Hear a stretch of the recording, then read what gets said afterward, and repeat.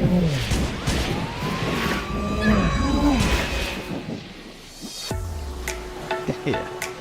Welcome to Gopai's Expat channel. Everything expat. In today's video, I'm going to talk about the rolling blackouts that happened last night. I haven't seen rolling blackouts this bad in Sosua since we're going back 2013. It was horrible last night. I didn't sleep at all. About every 45 minutes to an hour and a half, power was cut. And the power was cut for about a half an hour. So why? Well, what is a rolling blackout? If you don't know what a rolling blackout is, a rolling blackout is where the power company intentionally cuts off power to certain areas to conserve energy. The government of the Dominican Republic twice has said that our power plants are at full capacity and the consumer is using every kilowatt of energy. That means for everything they produce, we are consuming. That's not good.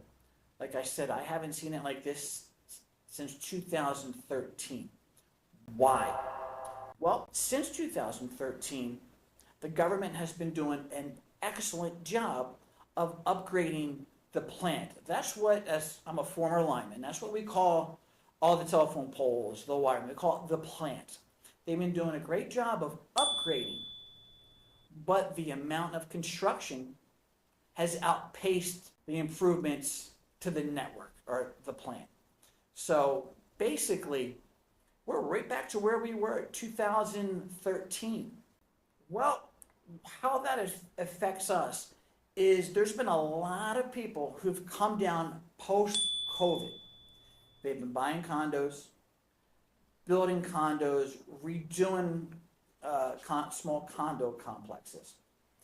As a builder, as a property developer, since I was 20 years old, you have to look at certain things to make sure your property is going to be efficient and safe. I want to look at right now, for as an example, let's take one of the older condo complexes. I know guys who have done one or two condo complexes in an older condo complex that was built 20 years ago. Well, 20 years ago, we had a different demographic. We had Europeans. Europeans don't have air conditioning. They just don't have it. So when they built that condo complex 20, 25 years ago, the wiring was done to the standard of the usage that was needed at that time of construction. Lights, refrigerator, maybe a microwave, TV, maybe one in the living room. Now you have different demographics. Now you have Americans. As an American, I can honestly say us Americans are temperature intolerant. We can't be hot. We're hot, God forbid. We got to put the AC down to 62 because we can't be hot. We're going to melt. But the condo complexes, if they didn't replace that feed coming from that meter to that fuse box in that condo, and then from that fuse box to whatever that's controlling, whether it's an AC unit, new washer, because now they're having the dual use washer and dryers. So basically what you're having is guys who are coming in, they're putting an AC unit in every room, they're putting in large American style refrigerators, they're putting in a TV in every bedroom, in the living room, on the balcony or patio. They're putting in the washer dryer combo. They're air fryers, microwaves, toasters, hair dryers. I hope that they replaced that feed coming from that fuse box to that meter out on that point. Otherwise, it's going to fry and it's going to be a fire hazard. That's why I say if you're coming down here and you're redoing a property and you hire somebody, make sure they've been down here long enough to understand what was the uses of that condo with the market that was here years ago, because that's what it was built to manage. That's who it was built for. That was the usage. And as we're going into 2024, at full consumption of all the power that's being produced on the island, it's going to heat things up. Your transformers are going to get hotter. Your cabling's going to get hotter. Your switching is going to get hotter. When they start doing them rolling blackouts, things get fried because they're switching the power on and off, on and off. People are going to start losing electronics. What I do in Casa de Compay is I limit the amount of energy consumption, because not only are they going to start doing rolling blackouts, they're going to increase how much it costs for electricity. As a business, I'm at 12 pesos per kilowatt. I'm not on the tier program where the more you use, the more expensive it gets. I'm automatically at 12, just for the fact that I'm a business. I'm a commercial business. So they're going to start jacking up the price. So what I do to protect all my electronics, especially my air conditioners, I installed these. These are wireless smart thermostats. What this does, this takes the humidity, it takes the temperature, and it knows how low it's physically possible to cool that room.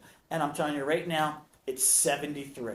I have to override it when guys want to go to 73. So you, as a business owner, you want to protect your investment. And the things that get abused and used the most are your AC units. Because again, us Americans, we're heat intolerant. We cannot be hot. We got to run that AC at 62, 7 days a week, 24 hours a day. And the Dominican Republic is not set up for that consumption of electricity. And a lot of your businesses, your condos, your villas aren't set up to do it either. So as a business owner, you need to make sure you can protect your investment while not overheating your wiring and blowing out transformers, because places like Casa de Compay, I have my own transformer that's rated for my energy consumption. So if you're down here and you're thinking about going into business, you're buying a refurbished condo, one of the things you want to make sure is that not only did they just throw in new ACs, the new refrigerator, did they do the proper upgrades to accommodate the more electric consumption. Even though your ACs are 12 volt DC, it doesn't matter when you got 3 of them running 24/7. When you have the double door refrigerator with the air fryer, with the microwave, with the chica, with the flat iron doing her hair. These places weren't designed for that. So make sure you upgrade it, your electric feed coming into it, because we're going back, and not going back in time, but our energy consumption is putting us back to where we were in 2013, and things were bad then. Things were getting fried. People were losing TVs and stuff like that. So you really need to make sure where you're renting long term, things have been upgraded correctly. Just my 2 cents. This is what happened last night.